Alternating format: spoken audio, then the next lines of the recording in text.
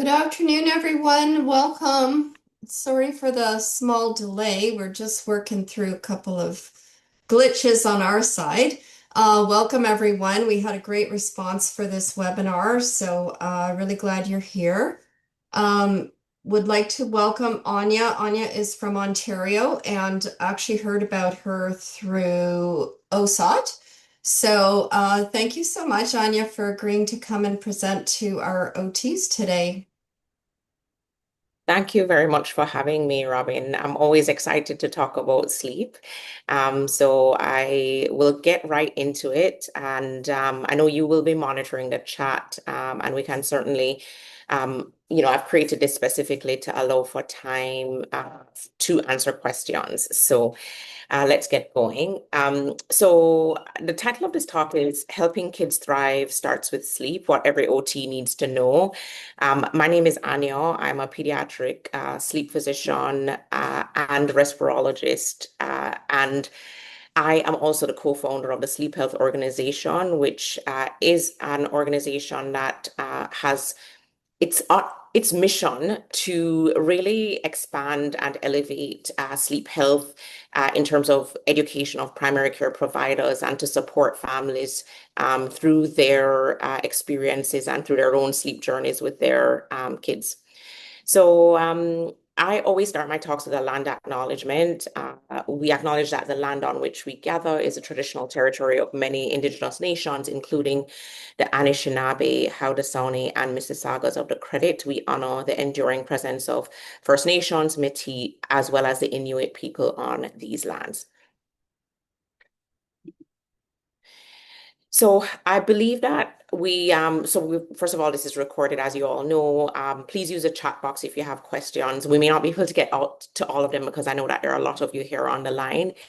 Not sure if we have captions available, but maybe in the recorded talk. And if you could mute your microphones during this talk, that would be greatly appreciated.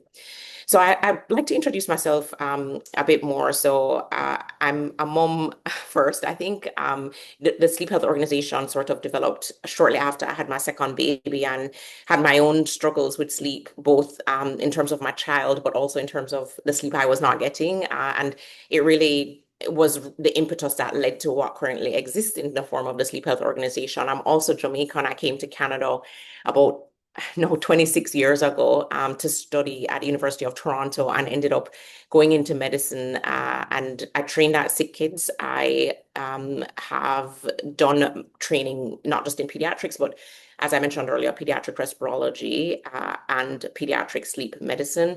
I'm also a researcher, and I think one role that I really pride myself on is being an advocate. I believe that anyone in the child health space, that is a role that we all have to advocate for the health of our children, especially the sleep of our children as well. Um, I spoke briefly about my role as the co-founder and medical lead of the Sleep Health Organization. Let's get into pediatric sleep, and the objectives of this talk the objectives are really to recognize that sleep is a foundational occupation, to identify red flags for sleep disruption. We're going to review some key sleep questions during intake, as well as understand how sleep assessments fit into the OT scope. And lastly, explore sleep as a potential revenue opportunity. Now, sleep matters to OTs. There was a study that was done in the American Journal of Occupational Therapy back in 2024, and it showed that about 87% of pediatric occupational therapists agree that sleep is foundational, but only a minority, I apologize, address it clinically. We know from data, and there is so much data to speak to, sleep being an important part of emotional regulation, attention and learning, motor development, and behavior. And so it really covers every facet or aspect of child health and for anyone who is in the scope of working with children. And it doesn't necessarily have to be health professionals, I think teachers and, even nannies and anyone sort of caring for kids needs to be aware of how poor sleep health can show up, how it can impact kids, and how do we support families who, need to have that support. Because one thing that I will re-discuss later on is that sleep is not just about the child, it's about the emotional health of the family. And, when parents are poorly slept, it affects how they show up to parent. It also affects their own stress and how they show up in the workplace. If you have any background in sort of economics or population health, there are many studies to show that poorly slept parents um, cannot are not as effective of a workforce, nor is their health, the best. And so when we talk about sleeping children, it's not just a child, it's, the family and the family unit, both immediate and extended. And so sleep, in the same article, was only found to be evaluated by about 44% of occupational therapists. So this was a sample of occupational therapists throughout North America. And so it wasn't just, um, occupational therapists in private practice, but also occupational therapists who were working in healthcare settings, centers rather, such as tertiary care centers as well. And so sleep really is more than the missing link. It's actually the connector, because I think if you reflect on, how your work sort of how you perform your work on a day-to-day basis, I'm sure you can agree that sleep is a contributor to how kids show up to therapy. It impacts their regulation. It impacts how ready they are to follow routines and follow through on action plans that are recommended. It impacts their energy, how willing or ready they are to engage, and also how they progress through the plan that you outline once you assess and implement or recommend one. And so I love to incorporate cases because I think the knowledge that we have and that years and years of research have gone towards developing and creating is only as good as how well we're able to apply it to our everyday practice. And so we're going to have a few cases throughout this talk to thread certain themes together. And so this is a patient who is 6 years old and who struggles with bedtime until about 10:30 p.m., which is quite late. We generally say that any child less than 10 years of age should have a bedtime of less than or earlier than 9 p.m. And so he wakes up 2 to 3 times per night. He has trouble waking up at 7 a.m. for school and arrives very tired and irritable. There's difficulty focusing, and he has frequent emotional outbursts, as well as the needs for frequent sensory breaks during his occupational therapy sessions. And so most of you probably have seen a patient with a similar presentation or similar type issues. And I'm willing to bet that the referral that you received for this child probably didn't mention sleep. It probably said sensory regulation or attention or emotional dysregulation or difficulty with school transitions, which are all true. But underneath every one of those, sleep is the soil that this child is really sort of growing in, and that soil is basically depleted. There are recommendations about the total number of hours of sleep a child requires or needs based on their age. These guidelines are both, sort of national and international. The American Academy of Sleep Medicine, as well as the American Academy of Pediatrics, the Canadian Sleep Society, as well as the Canadian Society of Pediatricians, have created and sort of repeated these guidelines because it's a consensus among all healthcare providers that there is a certain number of hours that of sleep that kids need in order to function and in order to thrive. So sleep impacts mood. So mood and emotional reactivity. It also supports executive function. So executive function are tasks of attention and focus. And there is, oftentimes kids who show up, being labeled as ADHD to my clinic that end up having very poor sleep and actually are chronically sleep deprived or have chronic insufficient sleep. And what we know from literature is that the way that an underslept child will show up is very similar to how someone with ADHD can present. And this is very different from what we see in adults mostly. So adults who are underslept tend to be quite like tired and sleepy in the daytime. But in children, they can actually be hyperactive. And a lot of care providers and teachers don't appreciate that this can be a hallmark of poor sleep health. And it often ends up being that sleep gets missed because sleep doesn't really come up on the radar because a child is bouncing off the walls. Like, how could they possibly not have optimized sleep? And so as you can imagine, if a child is not learning, like paying attention in class and is very fidgety and very distracted, that can affect how well they learn, right? And the primary purpose of, well, I always tell my patients their primary job, my kids, their primary job between 0 to 18 is to learn. And learning is not just in an academic setting, learning is in a social setting, it's in in extracurricular activities, because what 0 to 18, those years really mean to me as a pediatrician is that is my opportunity to support and, um, you know, try to optimize the foundation that is being laid for kids to maximize their potential once they become adults.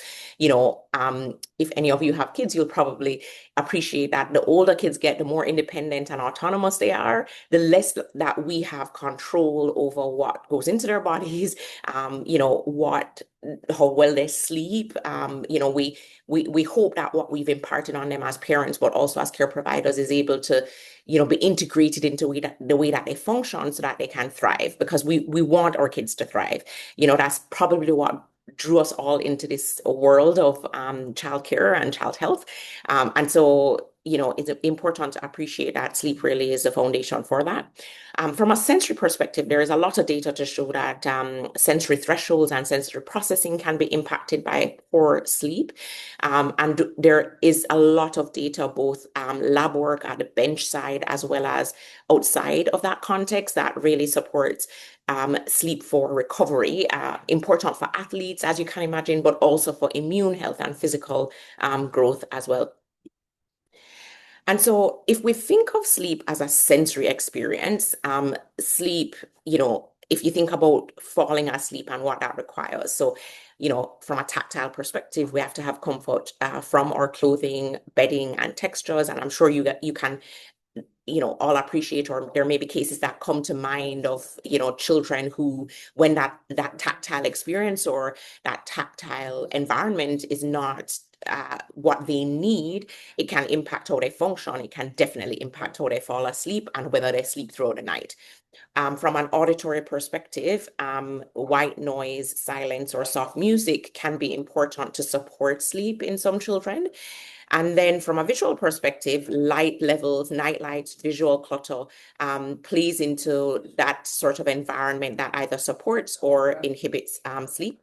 And then body position, pressure, and movement input, equally important. And lastly, room temperature and airflow. So the bedroom, is probably one of the most undertreated sensory environments in pediatrics. And, screening a child for sleep can involve very simple questions that can be integrated into your intake to get a sense of what environmental factors can be optimized for your patients or clients. And so there are red flags, as you probably know, a child who has frequent overnight wakings, a child who is sleepy in the daytime, if there's any snoring, if the child has any restless sleep, if there's any bedtime resistance, if there's any hyperactivity or impulsivity. These are factors that need to be, you know, identified first of all, but then, actioned. And there are a few different ways that you can do that. If we have some time towards the end, we can talk more on that. So habitual snoring in a child is never normal and always warrants a workup. And habitual snoring is when we would define that as snoring more than 3 nights per week. And, I often encounter families who snoring is normalized in our society. I remember, I think it was a Paw Patrol movie that came out, and one of the pups was snoring, and it was really funny. I mean, think of any movie or many movies where snoring is incorporated into the script, and it's sort of like, oh yeah, they're snoring, but snoring is not normal. It's not normal in children, it's not normal in adults. And so that is a very obvious, an easy question to ask of a family. And so I wanted to just take a minute to recognize that in your day-to-day work, you are already collecting probably this data, like you're collecting a lot of this data. You're already seeing sleep cues, and you may not necessarily be calling it sleep data, but inconsistent routines, sensory seeking at night, poor morning transitions, and missed routines and early signs during routine evaluations. And maybe you come across, you flag some of these in your work, but you're not sure how to actually action it. And one thing, unfortunately, that you probably appreciate is that sleep health as a topic is not something that is taught in many programs, in many training programs, including in medicine. And so they did a study, many years ago, but there have been several studies where they've looked at residency programs for pediatricians and general physicians across North America. And I think that the most one medical school in terms of number of hours spent on talking about sleep health in children was 4 hours. That's 4 hours over the course of a 3 or 4 year program, depending which medical school, which, as you can imagine, is hardly like it's barely anything. It's not enough. And then when they looked at pediatric residency programs, the majority of them didn't have any built-in program specific content for sleep health in children. And I mean, if you think about pediatricians, like their job is to see kids and to address a lot of their issues. I mean, but I call out the medical field because, this is these are my colleagues that, it's a known lack or deficiency in the program. But I would tell you that in my work with, allied health support or allied health professionals across many disciplines, including psychology, occupational therapy, uh, nurse practitioners and nurses, it's a very similar trend.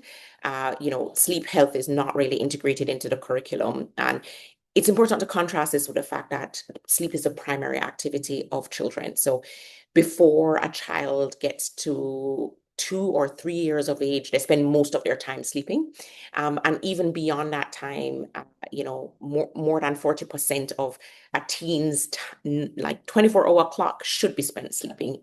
Whether they do that or not is, a different topic for a different time. But sleep being such an important or a primary activity of children, the fact that we're not teaching it in our programs and we're not really as professionals being able to evaluate and support and or treat sleep related issues is a huge deal. And I'll show you that the tools that we use are simple tools, and the way that you can actually support a child is really simple. I hope I can convince you about that towards the end. No. In terms of the tools, there's some sleep intake questions that are just foundational. So when we talk about sleep, sleep duration as well as sleep quality are probably the two facets of sleep that are easiest to ask a parent, bearing in mind that the older a child gets, the less that a parent has hands-on or eyes on that child. And so, there is likely some degree of error. But parents are our best source of information at this point. I'm sure that in the future we'll have a lot of smart tools that we can use to assess sleep health in a much more sophisticated and accurate way. But basic questions like, what time does your child fall asleep? What time do they wake up? Do they wake up overnight? And for how long are they up overnight? How long is the bedtime taking and the bedtime routine? Is it consistent? Is it predictable? Does it allow the child to have some autonomy, like brushing teeth, putting on, brushing hair, etc.? Does the child seem to be rested in the morning? This is really important. And it's actually, I think for me, one of the questions that is sort of like the make or break of any sort of recommendation that I make. So oftentimes when a parent comes in to express concern or, I identify a sleep issue in my assessment, getting a sense from the parent if the child isn't able to communicate what how they wake up in the morning. So a simple way to do that is, how would you describe your child in the morning? Or when your child wakes up in the morning, do they seem rested, restored, and ready to start the day? If a child has had the adequate amount of sleep during the night, as well as the like good sleep quality, they should wake up ready to start the day. A child who wakes up grumpy, who needs an extra 15 to 30, 20 minutes, 15 to 30 or beyond to sleep in. A child who seems dysregulated in the morning, that definitely can point to a poor sleep health in that child. And, you know, there are many ways that we can sort of also talk about how to address that as well if you need. Important to appreciate as well that the parents report of how well rested their child is can also vary depending on their experience with the child, if the child is on the spectrum. So even though it's not it's not the only question that you ask, it's one that really gives you a subjective sort of sense of like, is this child well slept? And so, of course, the ask of me when I teach, clinicians about sleep is never to ever operate or practice outside of what is in their scope. But there is so much in sleep that is within your scope. And there's so much that you can actually do that is within your scope. And so educating on routines, providing sleep health education is probably the easiest one. Um, Modeling or demonstrating environmental changes and how to make those changes. Sleep is a very personalizable activity. And I'm sure you appreciate, just like with any of your clients, the therapy that you prescribe is or recommend is personalized to them. It's similar to sleep. And so a lot of the sleep work actually involves working with families and their situations and circumstances to actually create a plan that will support a child's sleep. Recognizing red flags and what to do with them is important, and then applying any sensory supports as applicable. And so some simple screening tools, you may have heard about these tools. The Bears 5-question pediatric sleep screen is probably the easiest and most simple one. The CSHQ is a longer one, but it's freely available if you wanted to do a more in-depth screening. And then sleep diaries are my sort of easiest go-to. I do them quite a lot in my work with children and their sleep. So the Bears questionnaire is basically 5 questions that you're going to ask, and each letter in the Bears acronyms stands for, a topic that you need to cover. The first is bedtime problems. The second is excessive daytime sleepiness. The third is awakenings during the night, and the fourth is regularity and duration of sleep, and then sleep disordered breathing. I think, if you do walk away with one tool that you could use, this is probably the easiest one. There is, and I can definitely email that out to Robin to send to you all, a breakdown of which questions to ask depending on the age under each of these topics or themes, which I think is really helpful to use. And then there is the Children's Sleep Habits Questionnaire, which, as I mentioned, is a long one. So there are 33 items scored.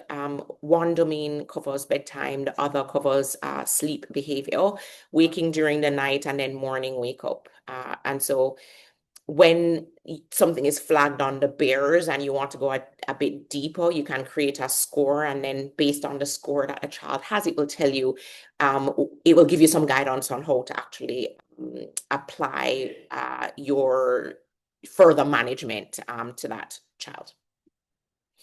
And then the sleep diary, you can make this. It's so simple. So essentially you want to know the bedtime, the sleep onset, night wakes, and wake time when they're up overnight. A sense of what the quality was like.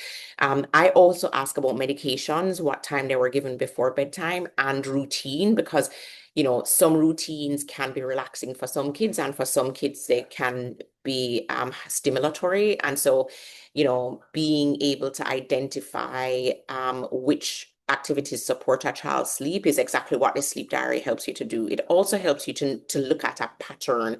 It's one thing when you speak to a parent and you ask them based on their recall what a child's sleep is like, but when you're able to look at it displayed over 14 days, which is usually how long I will do my sleep diaries, you can see so much and you learn so much, and you're able to intervene more effectively. And so I think just like any goal that you set for a child, there can be sleep goals that can be quite simple. So here is an example of, how you could integrate sleep goals. So if you look at these examples, improving the morning routine initiation by increasing total sleep time, that could be a sleep anchored OT goal. Reducing sensory seeking behaviors before bed with calming proprioceptive input, establishing a consistent bedtime routine through structured visual schedules, which work quite well for kids, younger kids, but also it works quite well for kids who have, who are on the spectrum, and kids with ADHD. Enhancing the sleep environment is always a good one by modifying tactile, auditory, or visual stimuli, and increasing the ability to remain in bed throughout the night with sensory supports. And so this is how simple it could be, and how I mean, some of these are life-changing things. You know, I mean, I often tell families, even when a child's sleep is, instead of going to bed at 10:30, they're going to bed at 10, 30 minutes over 7 days gives a couple hours, which is impactful, and it adds up for the parent as well when there aren't overnight wakings that are, over an hour long. And so one of the things that I do in my work with teaching clinicians is to also, as much as we personalize the sleep advice and sleep support we provide, we also need to personalize expectations. And so, in my work with children with autism and children with ADHD, the expectation for sleep is going to be very different than a neurotypical child. In some cases, not, right? But in some cases, it will be very different. And so, how we determine success and failure and how a family views success and failure is something that is important to really paint that picture up front before we do any work or as we're formulating a plan for families. Okay, so now let's talk quickly about Amara. She is a 9-year-old girl who is referred for difficulties with transitions. There are also some concerns about inattention as well as poor handwriting. On your sleep intake, you find out that she has nightly anxiety. There's also some resistance around bed. She's not going to bed until 11 p.m., which could be related to anxiety, could also be related to her use of a tablet while she falls asleep. She wakes up tired and very sluggish, needs prompting throughout the school morning, and her sleep diary has shown that she has had under 8 hours of sleep. And so if we paused and maybe got anyone who wanted to type into the chat, what would you work on changing first? Would you try to change the bedroom sleep environment? Would you look at daytime regulation first? Is there something else? If you just dropped one word into the chat to let me know, like, what about this case? Like, which jumps out first to you?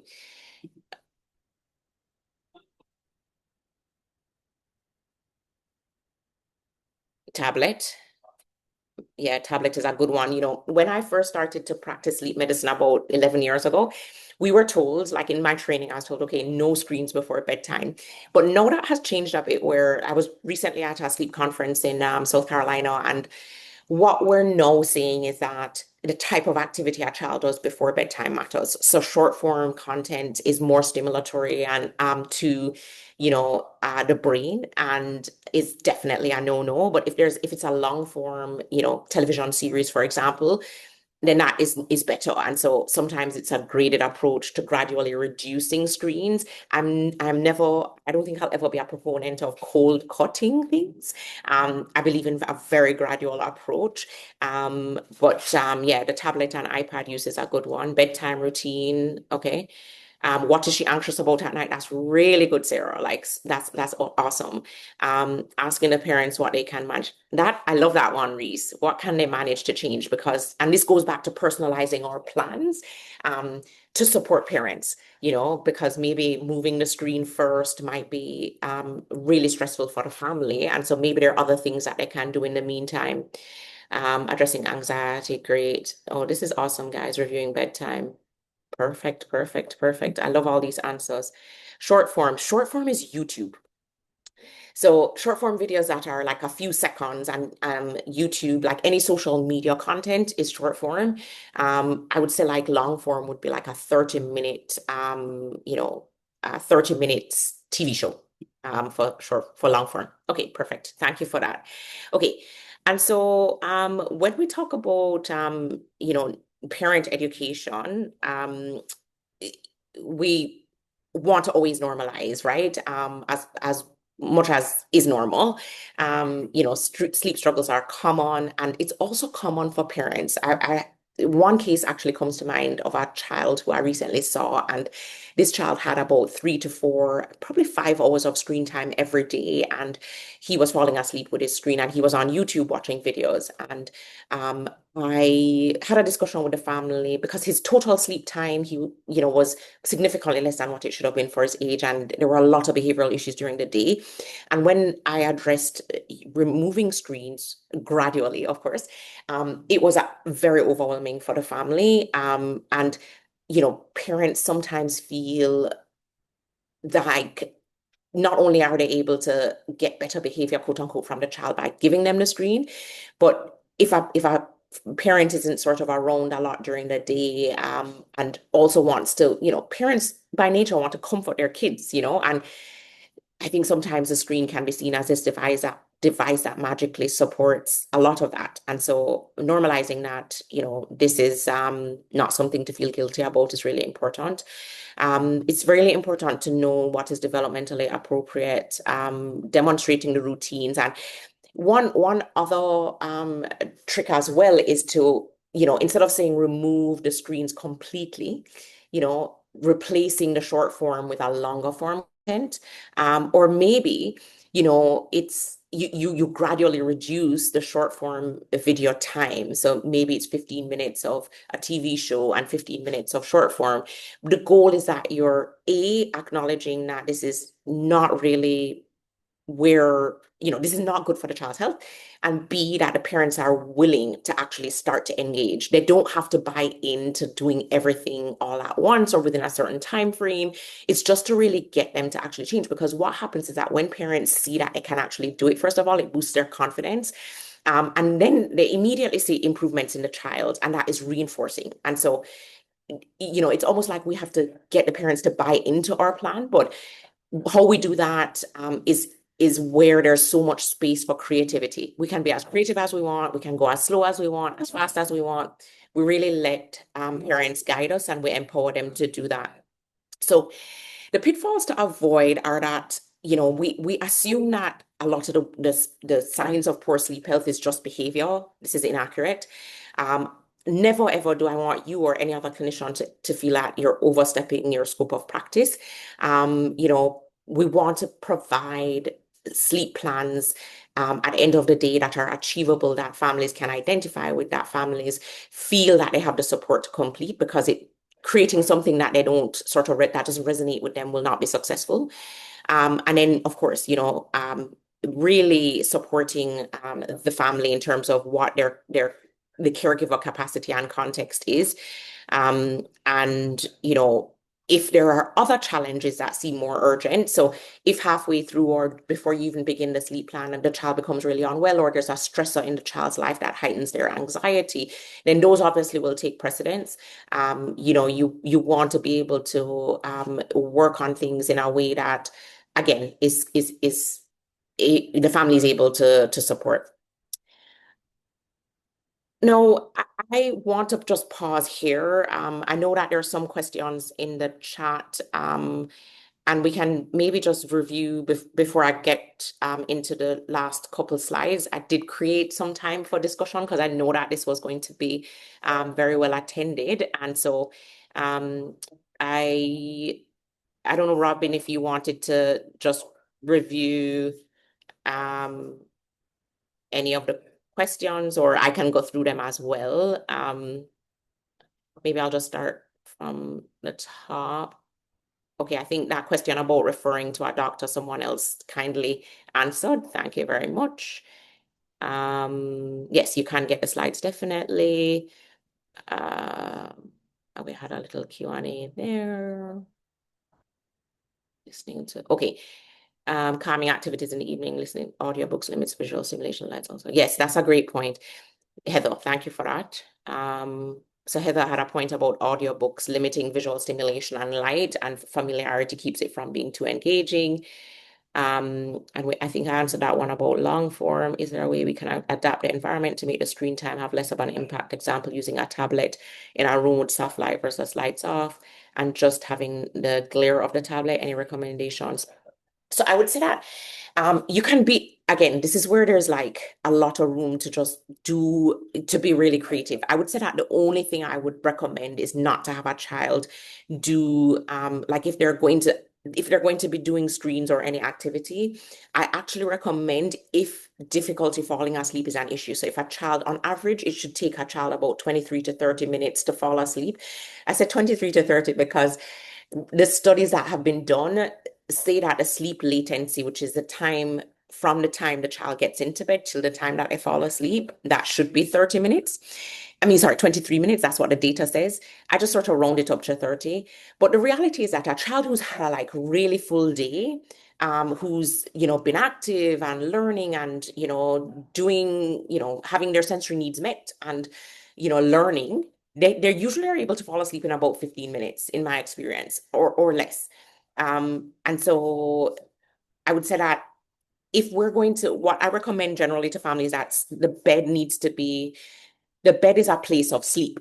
And so if a child is in the bed on their tablet or, doing other types of activities. So, I mean, I think if there's a bedtime story that, one bedtime story that is less than 5 minutes, that's probably okay. But the reason why I make that recommendation is that when children are lying in bed for a while doing an activity other than sleep, it can actually reinforce this association that is made between the body and the brain and the bed, which is that the bed is not a place to sort of rest and relax.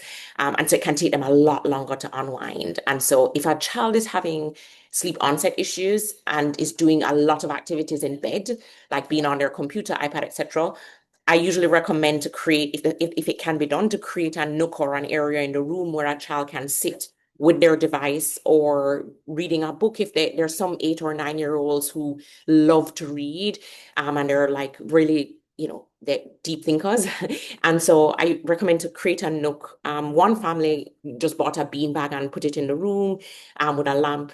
You create this nook, and then that's where every activity outside of sleep is done. And when sleep is going to be had, you go into the bed, and that's it, like end of night sort of thing. And so that's one of the things that I don't compromise on. But anything else, I think in terms of, making it soft lights versus lights off is something that can be done. Okay, I'm just going to go straight to the questions. Question about grinding teeth. Grinding teeth can be hereditary. And so a lot of times, and I should also say it can also be related to, it's going to be hereditary. It can also be related to sleep apnea. And so if a child is grinding their teeth and they're snoring and restless sleep and neck hyperextension, we usually I usually try to rule out sleep apnea with a sleep study. And but there are lots of kids who have no snoring or sleep apnea that teeth grind. The important thing about teeth grinding is to ensure that a child is having regular dental visits so that there's no wear down of their enamel. If they do require a guard, and kids have to be a certain age in order to qualify for that, but that is one way to sort of address that. But unfortunately, there's nothing else much that we can do about it. If their teeth are, safe and they're healthy, then, it can get better if situational stressors get addressed or anxiety gets addressed as well. Thoughts on sleep support like melatonin and magnesium. Maybe I'll leave that because I might have a lot to say about that. Give me 1 second, Justine, I'll get back to that. Airway dentist. I actually, so when I started sleep medicine again 11 years ago, we did not have airway dentists, but there has been in the last few years many airway dental clinics, especially in Ontario. I don't know what it's like in Alberta, but opening up. And I think that I believe that sleep and sleep health is multidimensional. I think that the airway and the way that kids with high arch palates, which can impact the space in the nasal passageway, and kids who have, malocclusion. I, there is some evidence to show that dental or orthodontic devices to create more space and to, decrease that high arch palate are effective. Um, I think though that it may not be a one-stop shop for many kids. And so specifically as it pertains to sleep apnea, a child who has really large tonsils, really large adenoids, high arch palate, malocclusion, I'm not certain that just addressing the high arch palate is going to be the solve all or the one-stop shop for that child, because you know, and I won't I could go on about this, but obstructive sleep apnea is multidimensional, and so it I think is effective, but I don't think it's a one-stop shop. Hopefully that helps. Pediatrician for habitual snoring. I think there's a way to do that. Um, I think that I think that we have to support parents in how to actually present their concern to a pediatrician. Um, and I can talk further about that, but basically I think that depending on, and this is just sort of based on the experience that I've had, depending on how a parent presents their concern, to a pediatrician, um, that can impact the way that that issue gets dealt with. So, for example, a parent who goes into a pediatrician's office and tells a pediatrician, my child is snoring. Here is a video that I recorded showing open mouth breathing, neck hyperextension, pauses in breathing, restless sleep, difficulty breathing or struggling to breathe, plus concerns about them waking up not restored, plus concerns about them functioning during the day. Like that parent has built a case for that pediatrician to refer them further to either a sleep specialist or to a for a sleep study. And so that is very different than a parent who goes into a pediatrician's office and says, "Oh, my child is snoring, and I think this is abnormal." Do you know what I mean? So I think that definitely all families should be encouraged to talk to their pediatrician about their child's sleep health. But I think that the more that we can empower parents in terms of how to actually present their concerns, is the more successful it will be. And that's where I think clinicians and allied health professionals like sleep occupational therapists have a unique role and advantage in doing that. Okay. Should screen time be outside the bedroom? For sure. Screen time, again, it depends on where a family is, but I think that the goal, like, I think completely, like, you know, the goal should be there is no screen time. Like, kids don't need screen time before bed. The goal should be, kids have a really fulsome day. They come home to do home activities. They do a 30-minute bedtime routine. They're able to get into bed and fall asleep. If a child, however, has been on a screen for the last 3 years and that is how they're always falling asleep, even when they wake up overnight, we can't go from zero, like 100 to zero, right? But, you know, we can go further to say that the bed should be a place just for sleep, to say that the bedroom should be a place just for sleep. That, however, depends on the sort of environment the child lives in and whether that's even possible for, a child to not to have an area outside of the room where they're able to do activities or quiet time. But yes, screen time should be outside of the bedroom. Um, teeth grinding. Teeth grinding, I think I would say yes. If you're an occupational therapist and you had a child if teeth grinding was in the context of like a child who had, there were sleep concerns and a child was waking up non-restored, then I would say that yes, it should be part of the red flags. Naps, length of naps, late naps, duration. So the way that so I can't comment.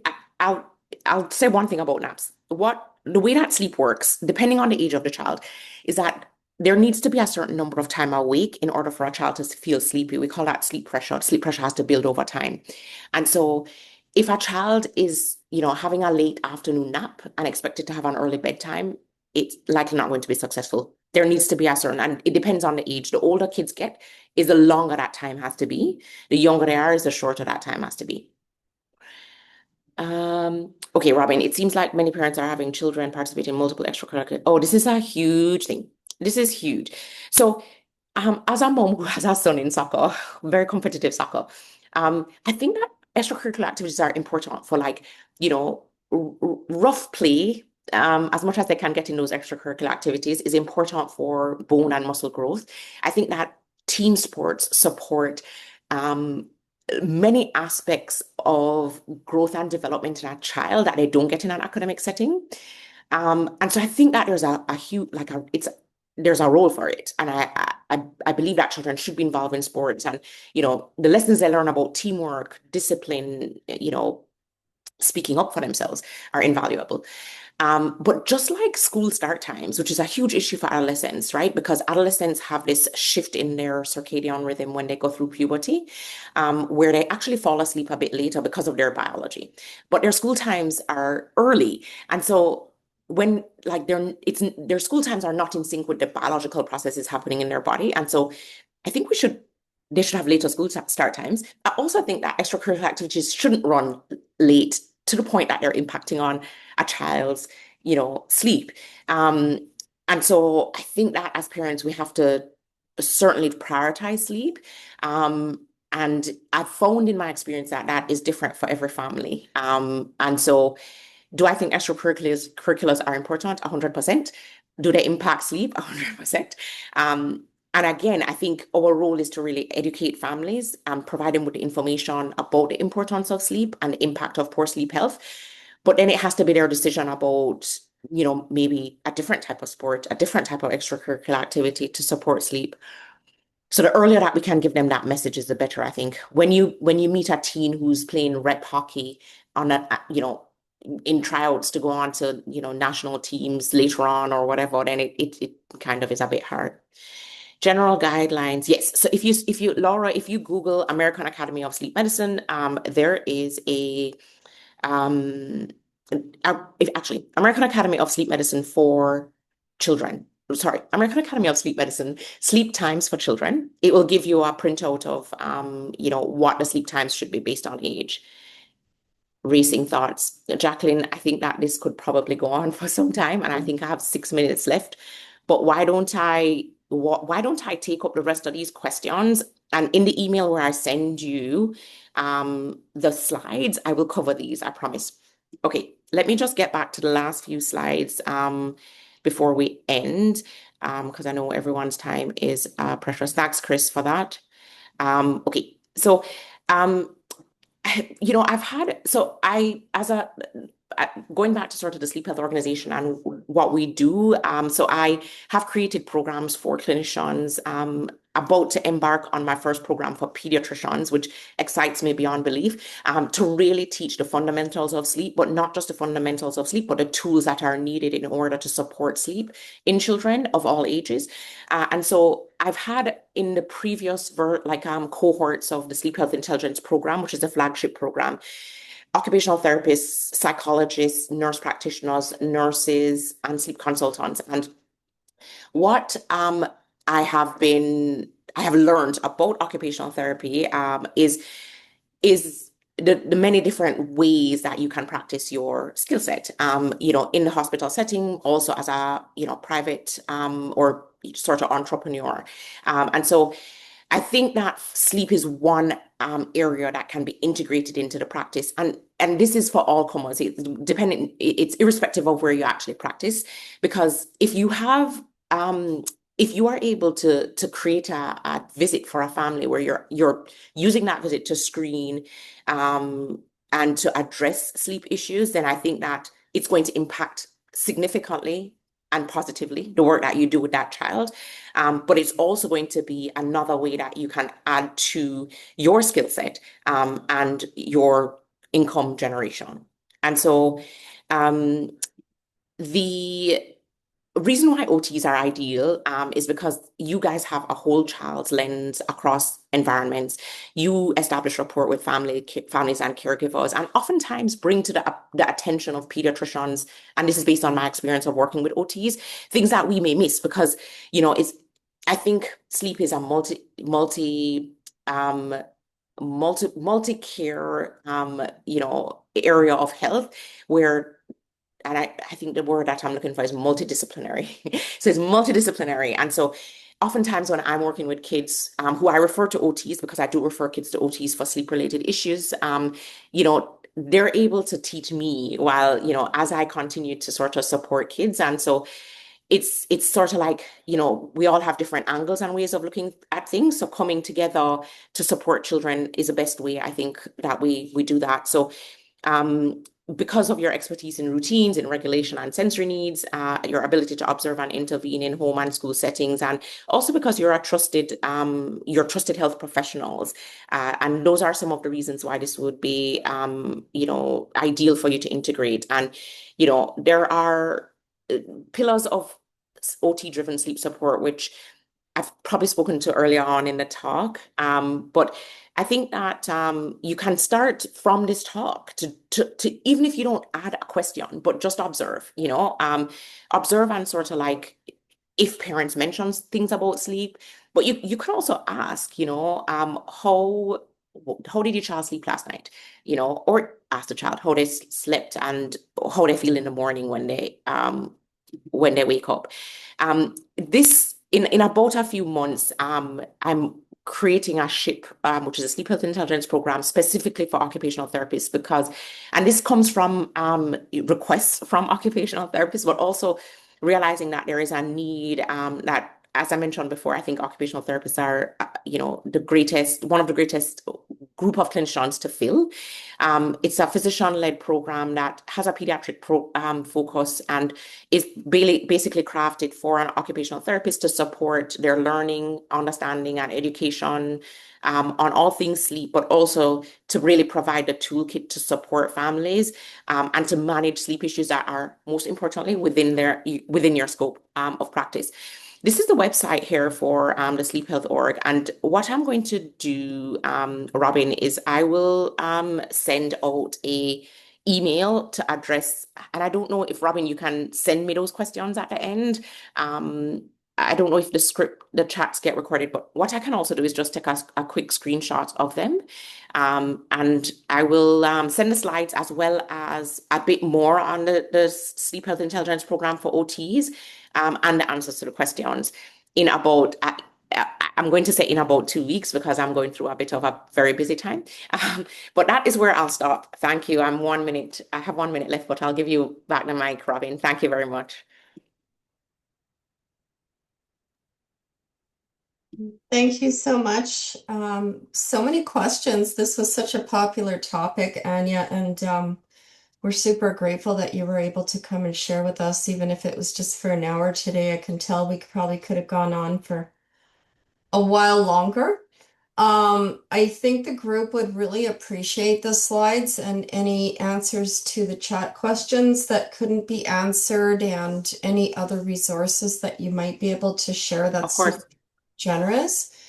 And I really like the ideas that you shared, as well as things to think about how you might be able to add this onto your practice in a more meaningful way.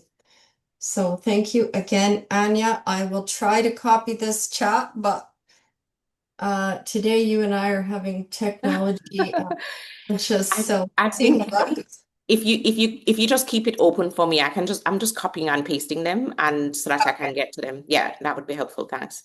Sounds good. So watch your email in a couple of weeks. We'll give Anya some time to get this put